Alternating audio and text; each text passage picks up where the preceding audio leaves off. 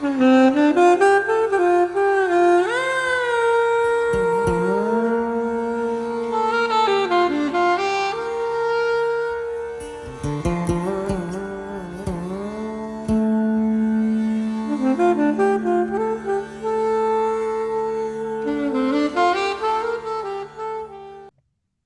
right, welcome to another edition of the Collaboration Podcast. I'm here as always with my co-host Marco Masi. Welcome, Marco. Hi, Jonathan. Hi, Jim.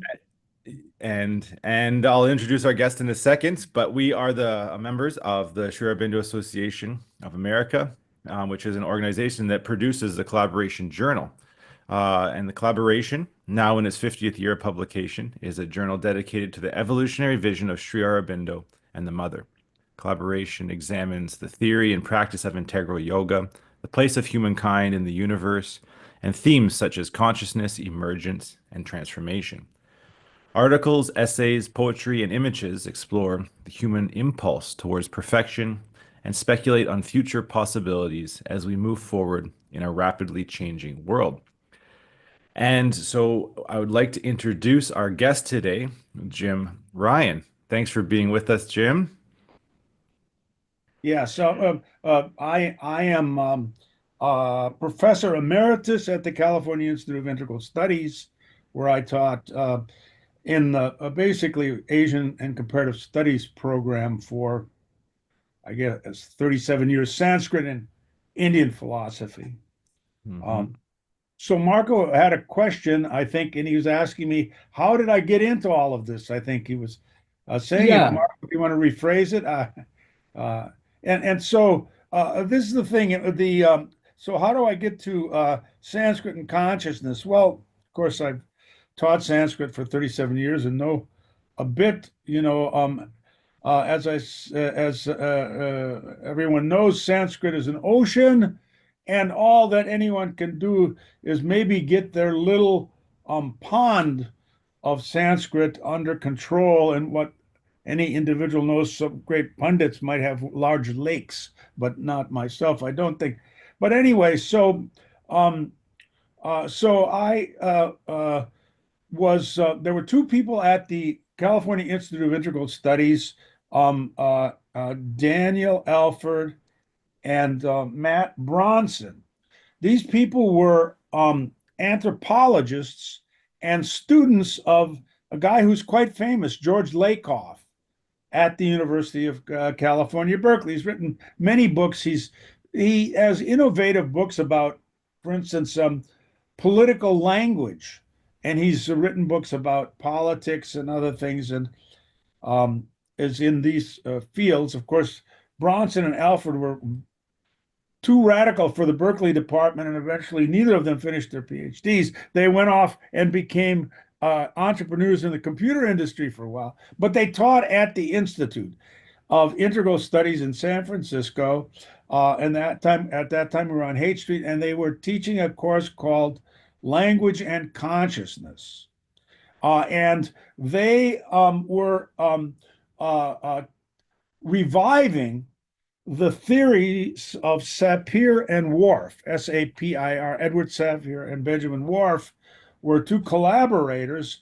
Sapir was a professor, I think, at Yale, and Whorf was kind of like a busy businessman, but a prodigious amateur scholar of language. And their theory of language was um, that language and consciousness are very directly interrelated, that they are kind of reflect each other. They don't necessarily have a one-to-one ratio. They don't talk about, language means consciousness, but they consider the two to be very much related. And the reason they think this is because they both were specialized in Native American languages. And Native American languages are really distinctive if you compare them to Western Indo-European languages. They're just really different. They operate completely differently.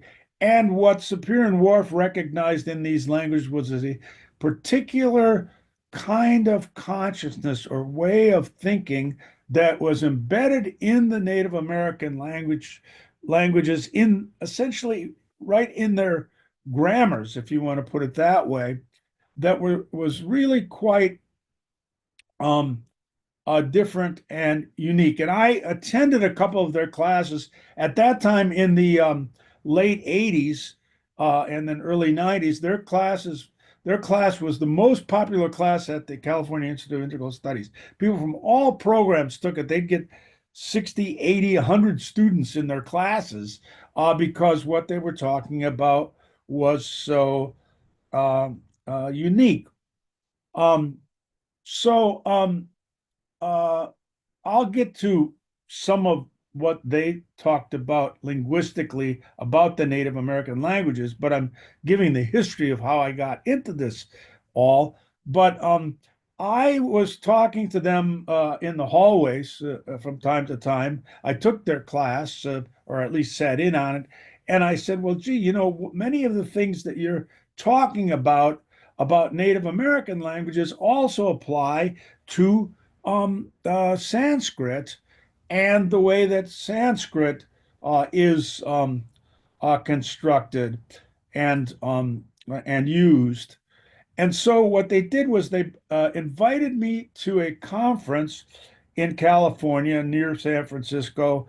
It was the Society for the Anthropology of Consciousness, and this was I think Alfred actually founded this thing. Um, and I gave a talk, and it was about Sanskrit, and it was about the notion of karma. Karma, of course, we all know the popular idea of birth and rebirth. Of course, karma literally means action. So um, there's a really a brilliant uh, Sanskritist, George Cardona, I think it was, who wrote an article where um, he was invited to a conference on karma, and he was really, a linguist. Wendy O'Flaherty, the famous Indologist, had started this thing, and she eventually wrote an edited a volume on the notion of karma. And what Cardona says, the only thing I know about karma is that in Sanskrit it is the direct object in a sentence. He said, that's all I know about karma. But what he does in his article is demonstrate that the linguistic notion of karma as direct object and the cultural notion of karma are identical. This is what he argues. And by the way, this is a completely mainstream Sanskrit scholar from the East Coast there. I forget where he taught. Again, maybe University of Pennsylvania. Um, it was called Kim Karmeti. What is it when we talk about karma? So the idea of karma uh, is that it's the direct object in a sentence, but in Sanskrit, what you have are sentences where that you can't have in Western Indo-European languages, um, where uh, an intransitive verb can be used passively. So you can say a sentence like, "It is being sat by me," right? It is being sat by me, right? Like usually it is being done by me, right? Or it is being seen by me, right? That's the passive sentence. But "it is being sat by me" is a completely un impossible sentence in Western Indo-European languages. So then the question is, what is the it? Like we say, "it's raining." That's another Englishism, but and the it turns out to be the activity itself, which in the construction of sentence is called the karma. And what you realize is that the it is doing itself all the time. So karma is doing itself all the time. It is part of the movement of reality, and it turns out, and this is more complicated for me to than just to encapsulate here, but you come to realize that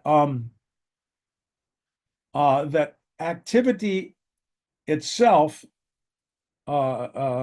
is the nature of the universe. And of course, if you look at Indian theories of the world, that's it. Prakriti existed for all time, for the beginning of time, and will exist eternally into the future. Also, karma, by the way, is infinite in the past. We can end it in the future. So, um, uh, not being able to trace the sophisticated argument here, I can just say that he concluded that um, that the cultural notion of karma and the linguistic notion of karma were identical. That the grammatical term proved the cultural concept. It's very, very beautiful little argumentation. I when I taught it in my class, I taught a class Sanskrit Language and Consciousness. What I did was I had to write a sub commentary on his very difficult article. It's about a 60-page article. And I wrote a long sub commentary on his article so that people could follow this tracing of thought. Anyway, this is what I discussed with Alfred and Bronson. And they said, you have to give a presentation at the Society for Language, Society for the Anthropology of Consciousness, and this was the talk that I gave, showing how grammar and consciousness in Sanskrit um, uh, interlink. That the way you think, in fact, the whole cultural mode could be said to be predetermined by Sanskritic thinking, by the linguistics of Sanskrit. It's very provocative. So once I did this, then Danny Alford um, had started to work with this conference at Seed University, SEED, and I don't know what those, it's an acronym, I don't know what it stands for, but there was a fellow whose name I'll remember in senioritis here in a second, who was had a master's degree from East West Psychology and founded this innovative university in Albuquerque, where it was laid out so that everything would be taught along the lines of Native American consciousness and all, really, even the building itself was set up geographically to accord with Native American ways of thinking of space. And they had this conference that um, it started in 1992 in Michigan, sponsored by the Fetzer Institute. And what this conference, when it was private, did was it brought together Native Americans and quantum physicists to talk about the nature of the universe. And um, um, I think everybody in in many circles will know the name David Bohm, Bohm, who was this quantum physicist who became quite famous because he was so inspired by the insights of quantum theory that he started relating it to spirituality and started talking about it publicly, because it's so, in order to understand quantum physics, nobody knows the math. I mean, the math it's all math, and you can't really understand it unless you understand the math. But he tried to put it in layperson's terms. So he realized that in Newtonian terms of the world, everything was solid. Everything was an object. And even um, uh, when they depicted the atom, it was like um, a, a, a, a protons and neutrons encircling a nucleus or core that was solid. Uh, and so the view of Newton and Newtonian physics is that everything is a solid. But this is, of course, grossly simplified, but quantum physics knows that nothing is that solidity is an illusion that actually is a practical illusion because we can sense it because we grew up in it, we were born in it, but actually beneath the surface, everything is activity or action. Everything is motion, not state. And this is a very, very important thing, highly simplified, but nevertheless extremely important. So David Bohm in England, I think he was at Cambridge, but he might have been at Oxford, um, decided to try to invent what he called a quantum language. And the quantum language it ended up being sort of very sophisticated gobbledygook. I mean, it was almost impossible for anybody to actually speak it, And he tried to get his students and fellow faculty people to speak this thing, and they couldn't bear it. It was too laborious for them because it was so different from the way that Western Indo-European languages constitute themselves. So this happened to be, I believe, the last year of Bohm's life. He went to this conference, and he was with other quantum physicists, and uh, uh, I think it was in Ann Arbor, but it might have been Lansing, Michigan. But anyway, and then this group of Native Americans, and the Native Americans, um, they completely, aligned themselves with the Sapir-Whorf idea. For them, essentially, the world and their language weren't. I mean, their language reflected their world very clearly, and their thought processes were completely determined, in their view, by the structure of their languages. And so they would just talk about their languages, and the physicists would try to understand. But David Bohm, at a certain point, delightedly exclaimed, "The Native Americans are speaking the quantum language." And this is the key that Alfred and Bronson made clear to me. Now, this again, I think is simplified and needs to be refined somewhat, but this is how they put it. Western Indo-European languages are all about nouns. And in fact, Western culture is about nouns. You want to have sciences about a state of things, and of course, also it makes it easy to exploit things if they're just objects, right?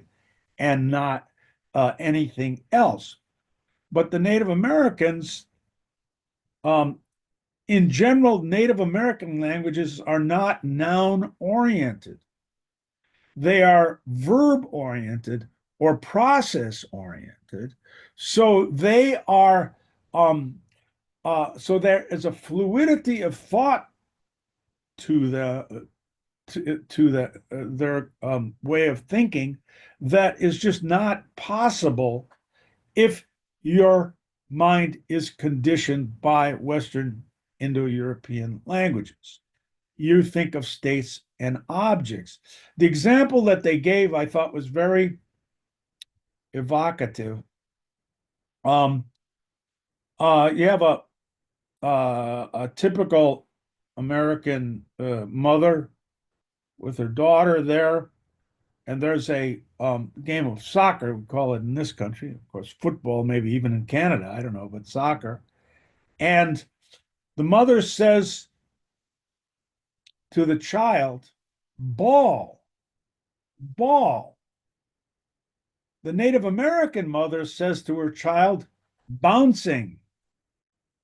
You see, focusing on the verbal aspect of things rather than the stative aspect of things.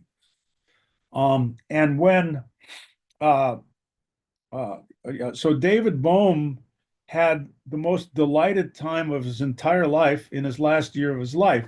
They say that at the gathering there, although he was somewhat of a stiff and sort of reclusive scholar, they found him dancing at the party at the end of the conference because he had realized that there was a place where in language, quantum reality could be reflected. And so, as a result, well, this conference went from Ann Arbor to Banff, Nova Scotia, Banff, Saskatchewan, and it was always a private Alberta. conference. Yeah, what? Alberta. Oh, Alberta, yes. You got it. Yeah, but oh, it's Alberta, is it? Banff is in Alberta? Okay, if I was Saskatchewan. Anyway, so uh, they had a private conference there, bringing Native Americans and quantum physicists together, and a few linguists. I mean, Alfred and Bronson from the Institute were involved in this thing from the very beginning. The Institute has done many of these things that nobody. I'm going to try to write a history of the Institute as I knew it, to try to bring out some of the amazing things that have been associated with the Institute that hardly anybody knows about. But and of course, the Institute founded by Haridas Chowdhury, who was inspired and a disciple of Sri Aurobindo and Mother. I mean, that's the, part of it. But so um, Danny Alfred, after a bit, and our friend in who founded the school in Albuquerque, Alfred appealed to Glenn Perry. His name is Glenn Perry, is the guy who founded the school, and he appealed to Glenn. He said, "Glenn, we got to make this conference public.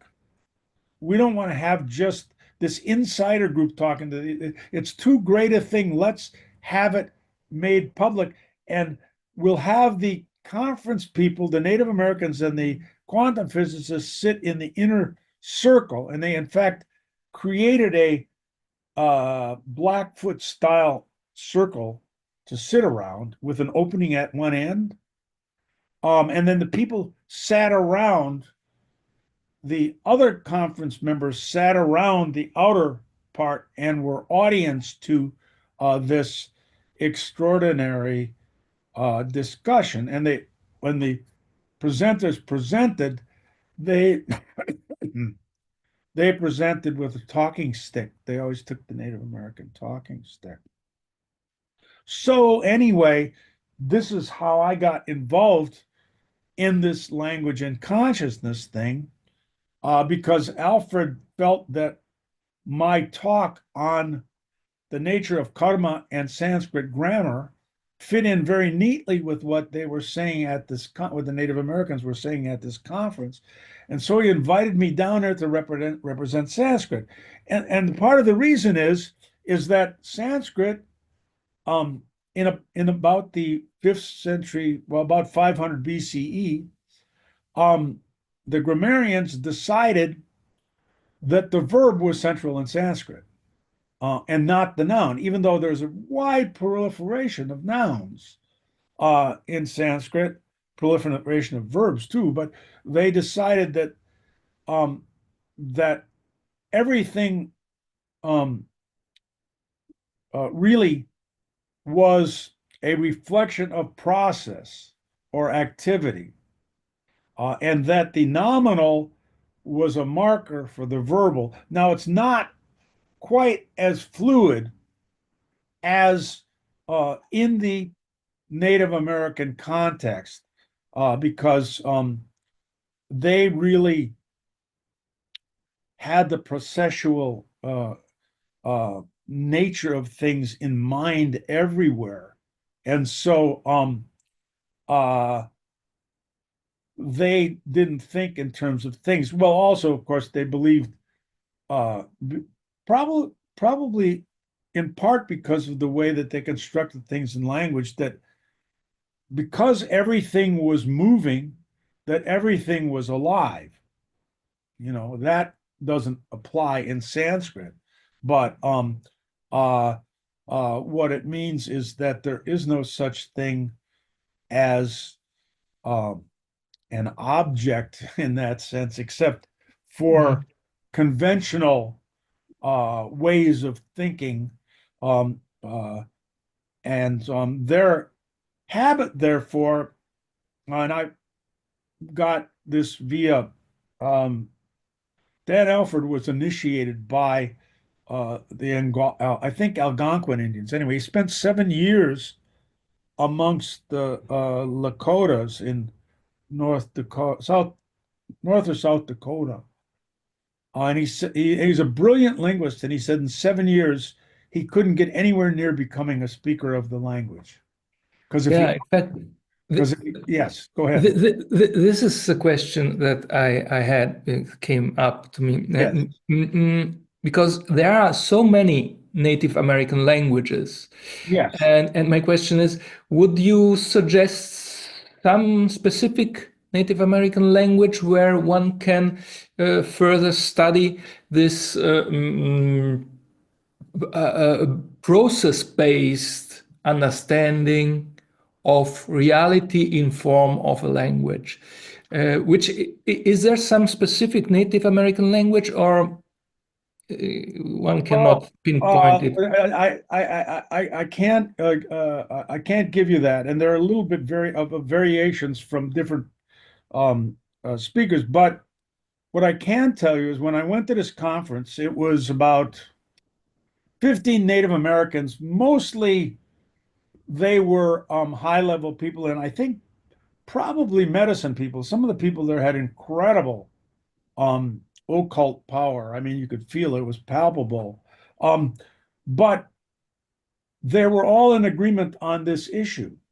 In other words, they all culturally shared the idea that the world was a verb, you know.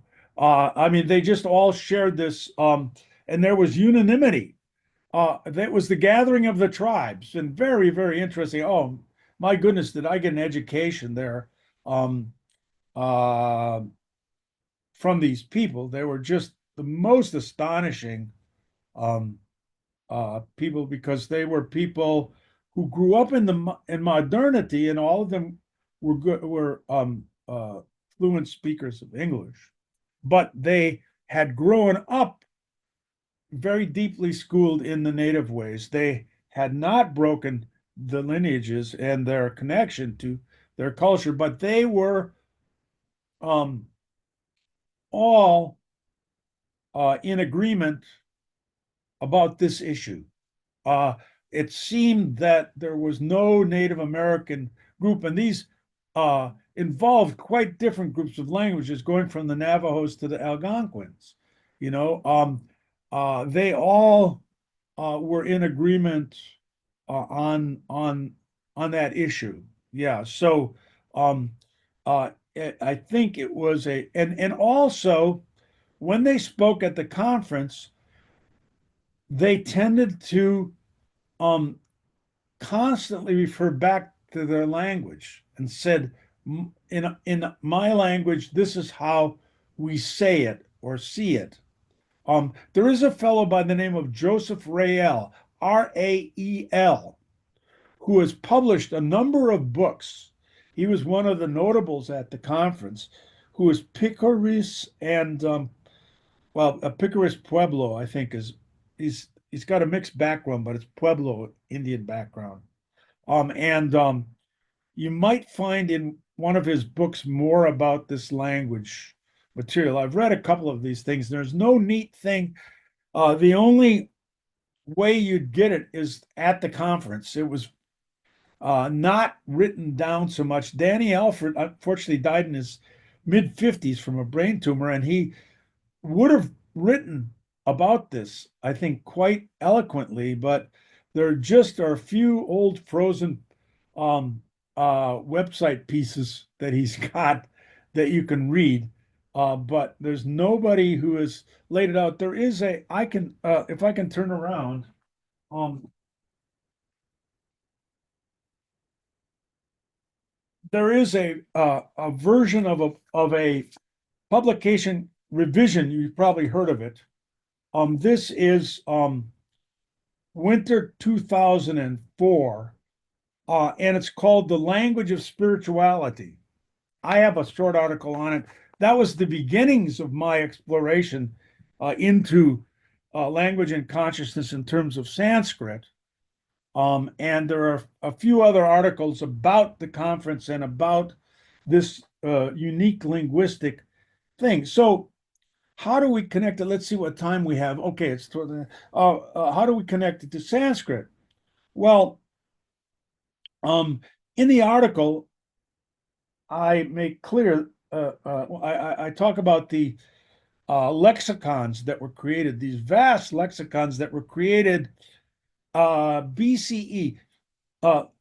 Writing did not, attestation of writing in India did not come about until about 300 BCE.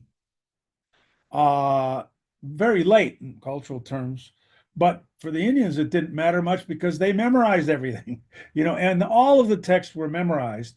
Panini, the great grammar, which is the most complete grammar of any language ever written, I think we could even say that today. Panini, about 450 BCE, could be 350, somewhere in there. If you refer to Panini and his sutras, which are short lines that go through, you can create any sentence in Sanskrit. It is an absolute, almost 100% pure prescriptive grammar for language. But of course, that was memorized in whole by the Indians. In Western world, very hard. In 19th century, people used to memorize both the Old Testament and New Testament. That's about as close as we get to this. But the point being, in the lexicons, which were constructed before writing, they constructed um, uh, groups of what you might call synonyms. But really, it went further than that because they were different names for the same thing. Now, scholars on this have wanted to argue that these were just manuals for poets, and I think that limits too much what they actually were doing.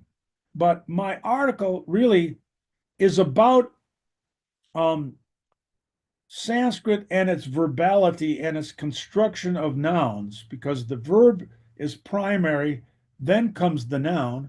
So, what happens in Sanskrit lexically um, is a similar process to what the Native Americans were doing with things.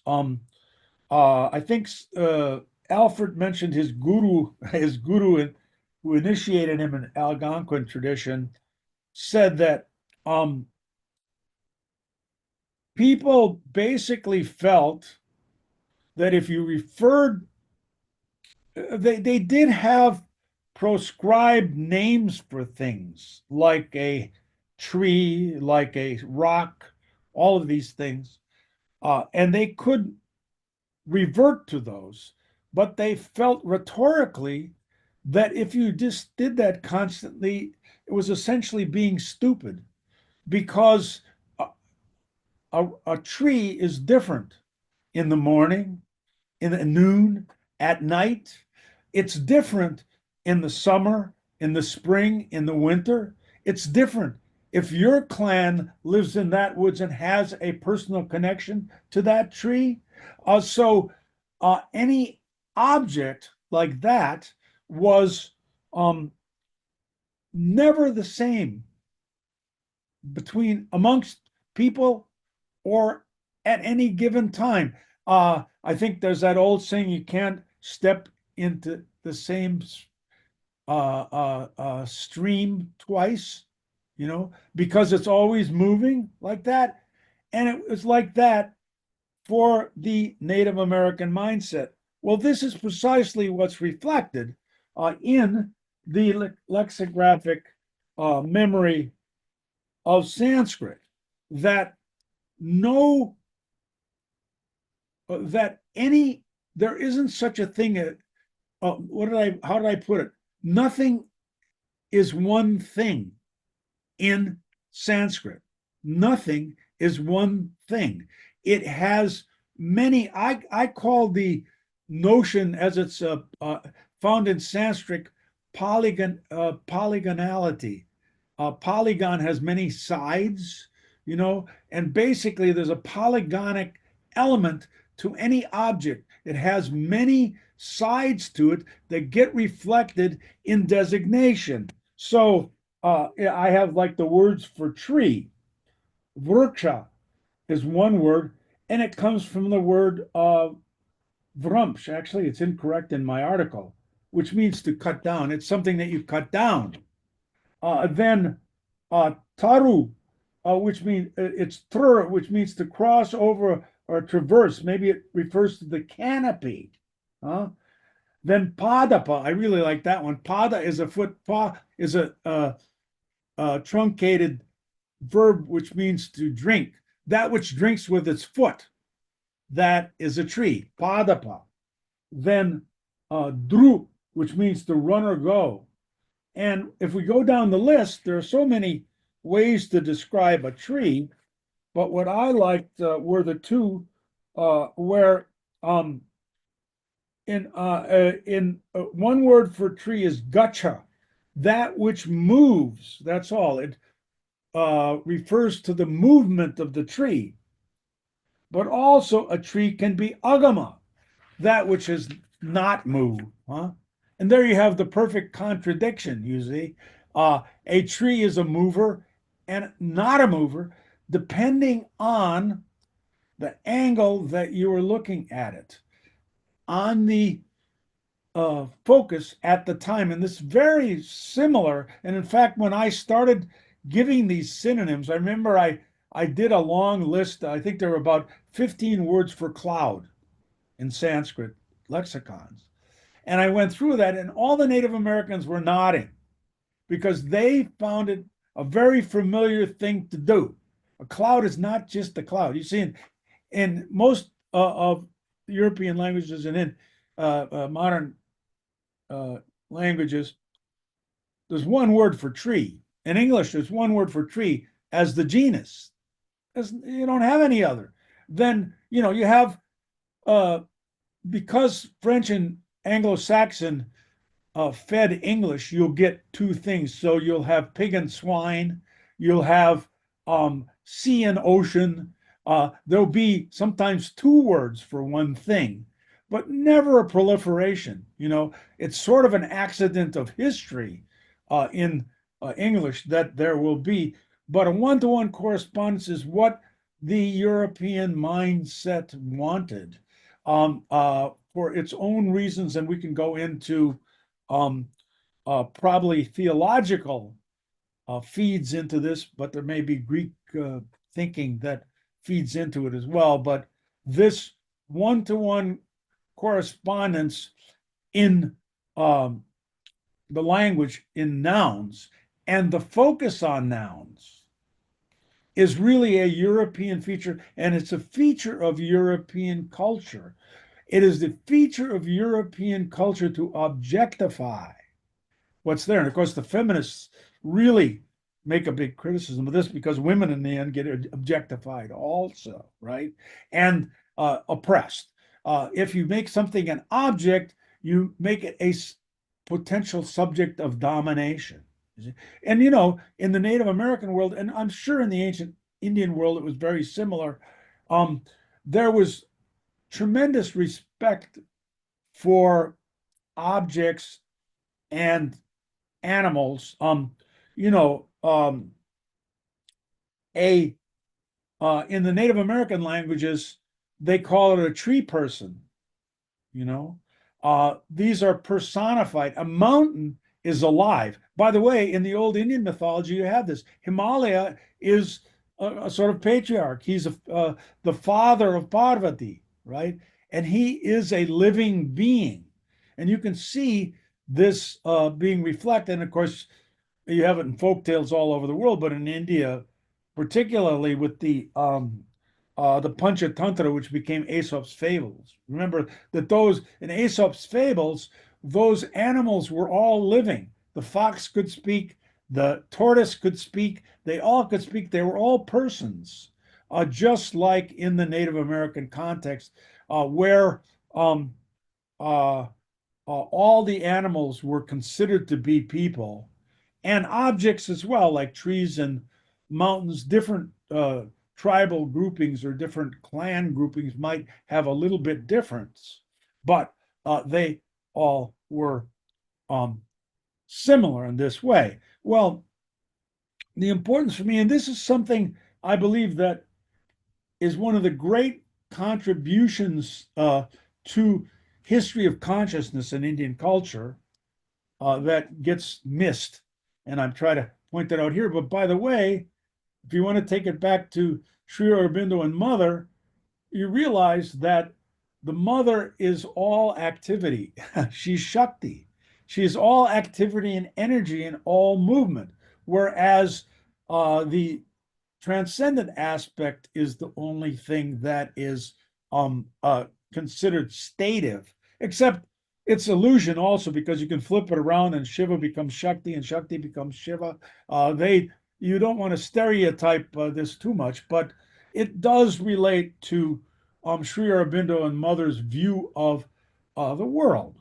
And even the notion of evolution is part of it, where you can understand that the processes of the world may refine themselves to reach a higher level. So, in Vedic thought, I've been just writing about, and I'm writing a book on the Upanishads, so this is a little bit fresh in my mind. Vedic thought is so unfamiliar to the Western. In fact, many of the early Western scholars, they just thought that it was, foolish nonsense when there was so much talk about ritual process and all these things. Well, remember that most of these scholars, first of all, Germany starts out to be the early Sanskrit explorers, and they're almost all Protestants. And of course, they thought that Roman Catholic ritual was voodoo.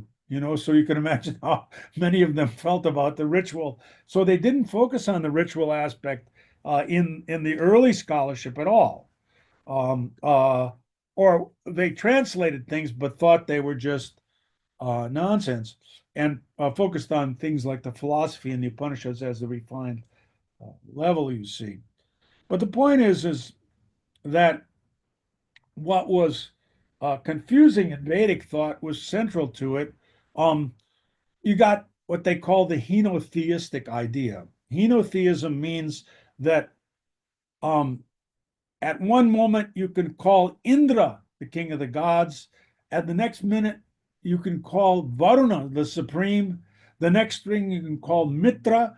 The next thing you can call Vach, the goddess of speech, as the supreme being. In other words, the supreme was as she might seem from the angle you have at a particular time. And this is embedded in India. This is why, after all, Islam and Christianity could be sort of embraced and not immediately rejected, because, everybody has their only God, as my little joke goes.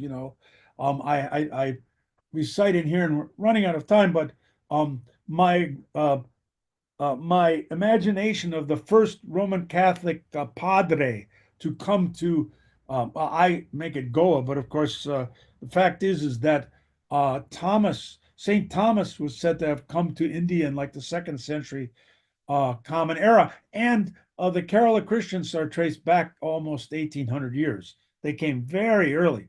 But I have this to be a padre from the Portuguese. So the padre says to a group of native people, Indians, let us say that most of them might even be women there, and they said, they start telling the story of Jesus, how he walked on water, how he had the agony of the cross, how he was reborn.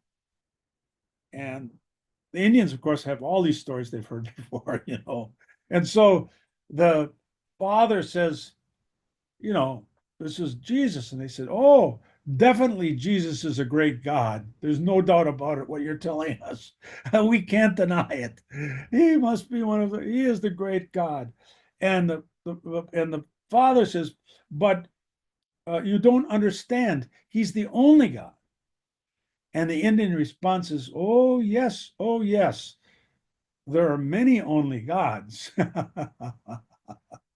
There are many only gods because you have so many sects in India that see supreme locally and in goddess or god as the thing. So this notion um, is embedded, and this is part of the polygonality of things in the Vedic corpus. When we read about ritual matters, it is like reading nuclear physics, reading all the specific correspondences that were involved with giving the Soma ritual, what the results were, how it was supposed to be done.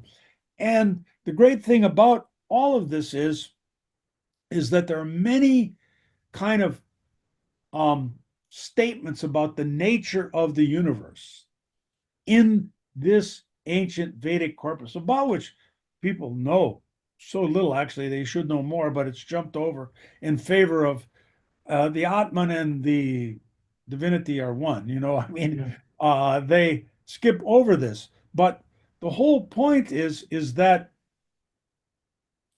the law of the excluded middle of Aristotle is violated constantly in India by custom. In other words, we have to understand that there are potentially contradictory truths. Now, actually, if you understand the divine in a certain way, that makes perfect sense. But there are contradictory truths that just have to be let be because a certain rishi saw it one way, another rishi saw it the other way. Both are speaking of revelation.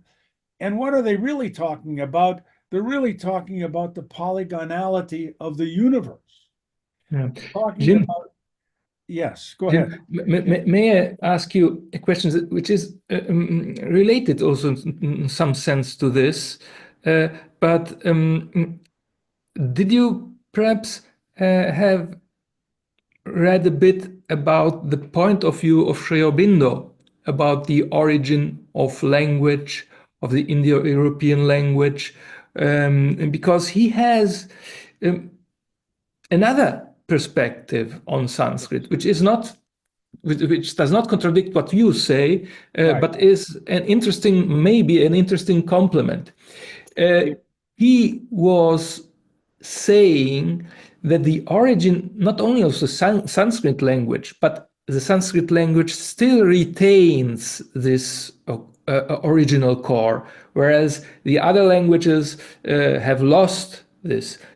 I don't think he was aware much about the Native American languages. Yeah, he wouldn't have known about that. Yeah. Certainly not. But he was focused, obviously, on the Sanskrit language. And he said that the origin of every language, after all, are seed sounds.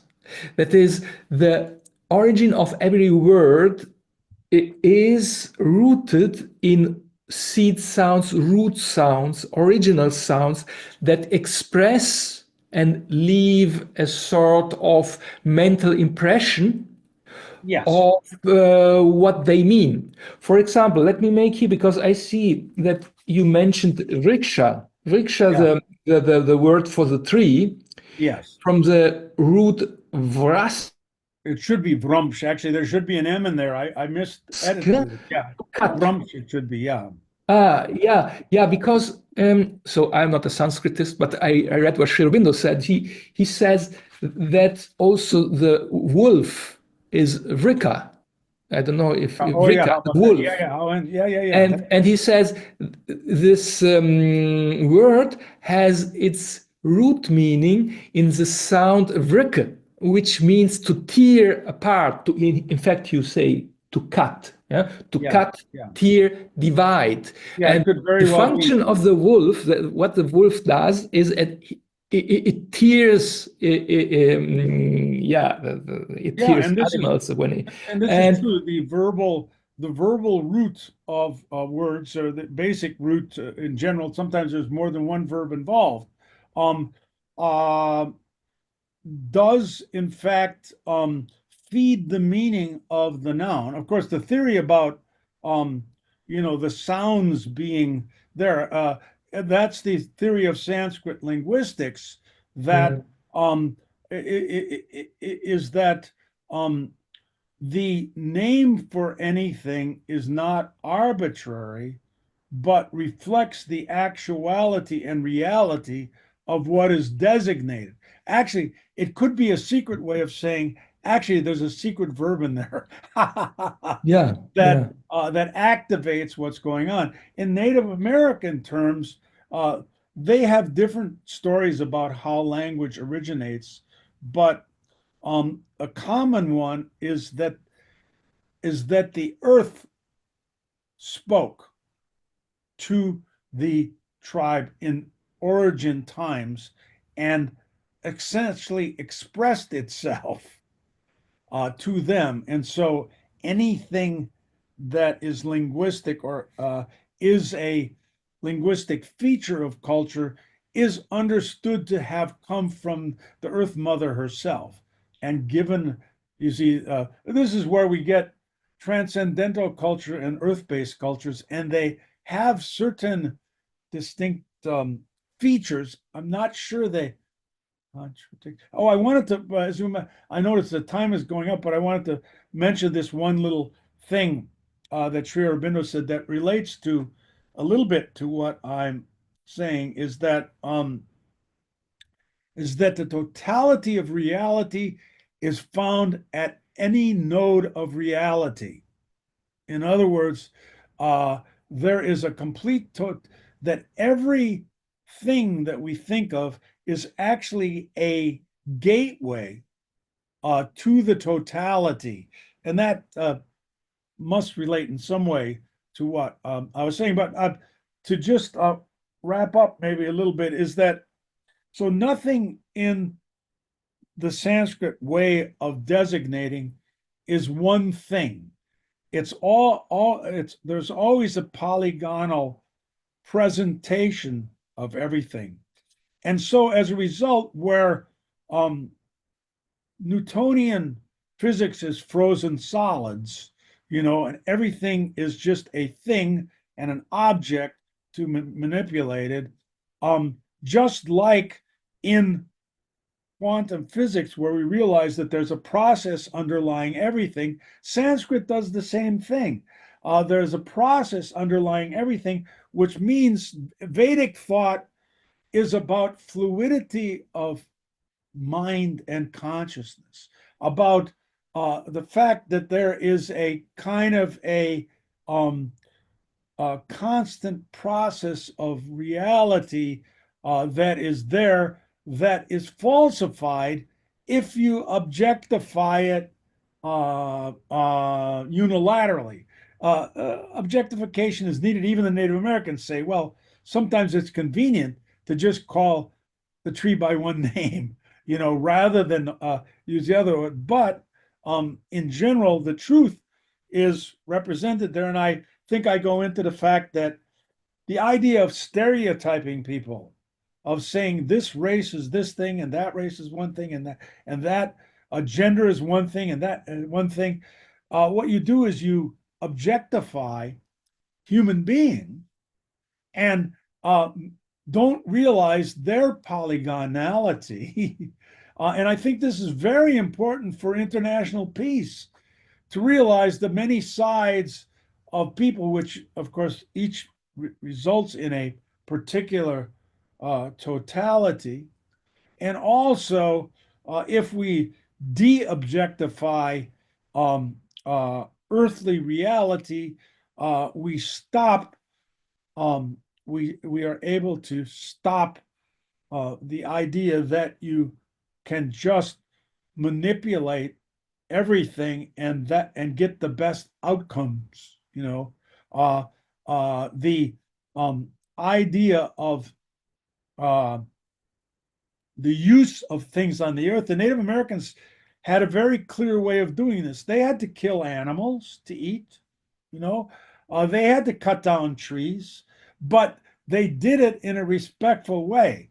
If they cut down a tree, they would mumble an apology and say, "We're sorry that we have to take your life here for our benefit, and we hope there's some way that we can reciprocate with this prayer and with this offering." They would say it to an animal that was killed. They never just went out in the woods and killed an animal.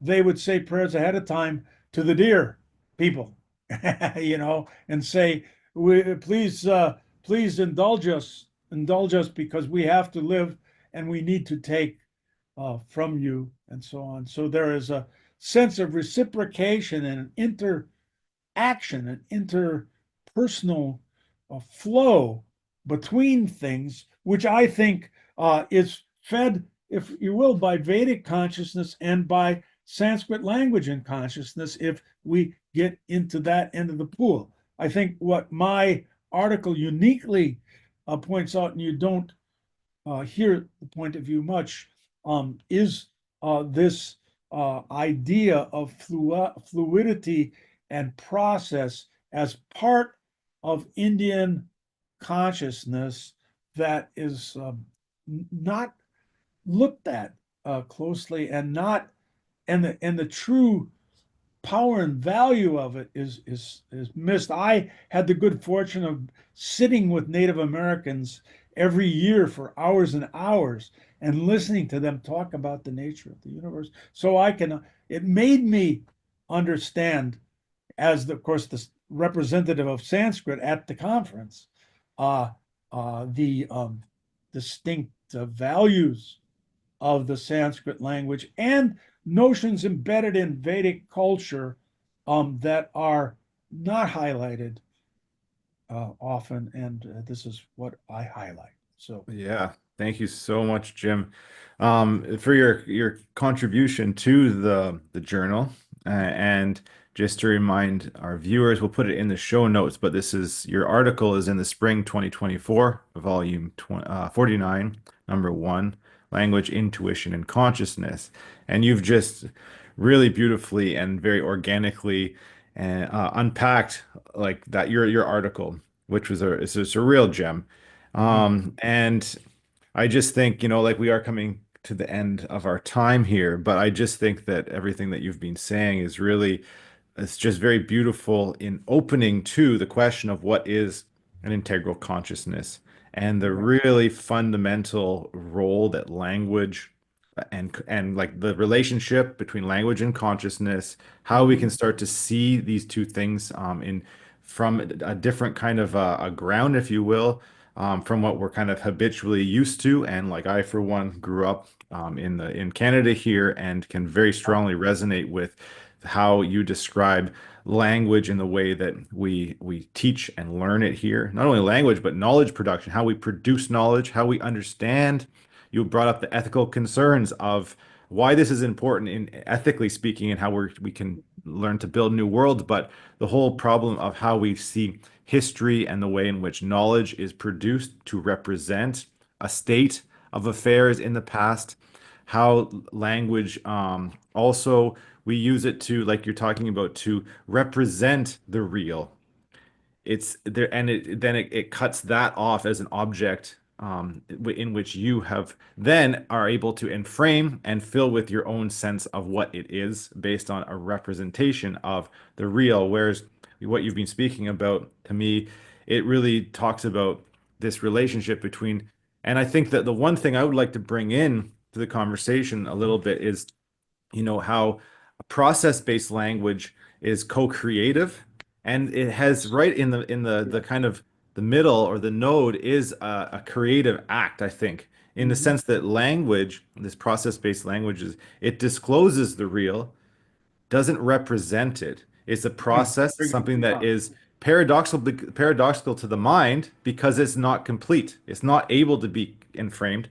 And so Mhm. as it discloses the real, we get a new sense of the creative potentials that of the real, the undefinable aspects that we can harness, we can engage with. And at the same time, we have consciousness and reality that are disclosing new types of language. And so this is where, to bring up Marco, your point, bringing in Sri Aurobindo's ideas, and again, like rooted in the Eastern thought, of course, but like that kind of the creative word. And so that's how I'm seeing these two things. It's like they're kind of reciprocal or they're co-creative in the sense that language informs consciousness, but consciousness informs language. And from that type Yes. of thinking, we're right in the middle with we need to engage in try to discover for ourselves what an integral consciousness may be, and then find ways in which that can activate creativity, and so that it really opens up us to the experience of the new. And it's not going to be caught in processes of representation or processes of objectification, but really a creative movement in which everything transforms. And Yeah, so that's just a little bit of maybe my way of describing yeah, what you're it's great. describing by saying thought, which is really, really a beautiful Thought, term. yes, that's my term that I'm going to use in my book on the early Upanishads. Get into it a bit more, but just to yes, first of all, you encapsulate nicely when you're talking about the relationship between language and thought. The core of the Sapir-Whorf hypothesis is right there. But I point out also, if you want to talk about the mother, because in India, in the Vedic context, the divine feminine is not found so much in Veda at all. But the key place where the divine feminine is found as supreme goddess is Vach, the goddess of speech. And she essentially interpenetrates all of reality uh, as the mother. So, anyway, I wanted to throw the mother in at the end here.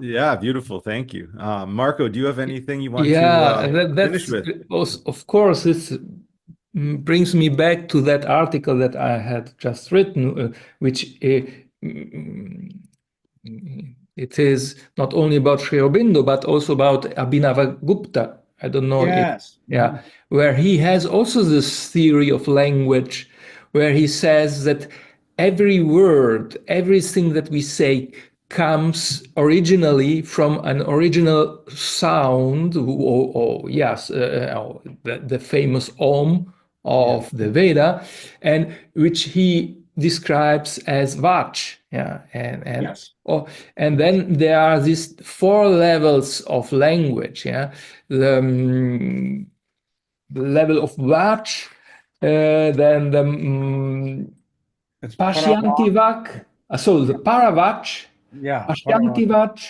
Madhyamavach, and finally the Vaikarivach. Vaikari. Yes. And the Western-minded, scientific, materialistic mind is only focused on the last rung of the Yeah. ladder. Yeah, Yeah. and Yeah. yeah, but yeah, this would require a completely Well, and 2 hours of explanation. How that, yeah. no, no, but it's So, very, very true. Go ahead. I don't want to interrupt too much. But the fact is that this is where there was a meeting of the minds of the Sanskritists and the Native Americans because they also understood, they also had sacred registers of their languages. It wasn't necessarily their everyday language, but behind their language, they had what they called the old language that they considered was sort of the Ur language or the source of language for them. And there were a lot of similarities in their theories about language and linguistics that were like what you're talking about with Abhinavagupta and the levels of language, which actually come from Bhartar Hari, actually. Yeah. Oh, I could end with a very short little bit of the hymn from Vach from Rig Veda, Mm. Vasubhishcharam Yaham Adityar Uta Vishwade Evai Somam Ahanasam Bhadmyaham Tvashta Aram Uta Pushanam Bhagam. Oh well, just a Mm. couple of Mm. lines from the Yeah. Veda. Yeah. Yeah. Interesting. Yeah, great. So this is, I mean, we have looked up and I probably only a very little speck of an ocean of Yes. knowledge that is still not, there's not this awareness in our culture, modern culture about this. And I think we are going towards a time where these things are rediscovered also, in the light of new scientific findings, as you say, quantum physics is in fact, quantum physics is a process-based uh, uh, mechanics. It's not really a mechanics. In my view, it's already, we can see already the processes of consciousness and a universal consciousness being active in space and time is how I see quantum physics. And it reminds me also, to a certain degree, the process philosophy of Whitehead. Whitehead, yes. Yeah, Yeah. that's here also we might see some relations, and would be very interesting to connect the dots somehow in a integral picture here. But yeah, that's not something that we can do here now in a short podcast. So I just sent out these messages in a bottle also for our viewers who eventually would like to go deeper into these subjects. Yeah. Exactly. Mm. Yeah. Good, Well, very good. Well, thanks, guys. thanks so much, Jim, for being here. Thank Thanks, you, Marco, Jim. as always. Thank you, Okay, Jonathan. good, good. See you again Until sometime. next time. Thank you. Indeed. Bye-bye. Indeed. Okay, bye. Okay, see you then. Bye. Yeah.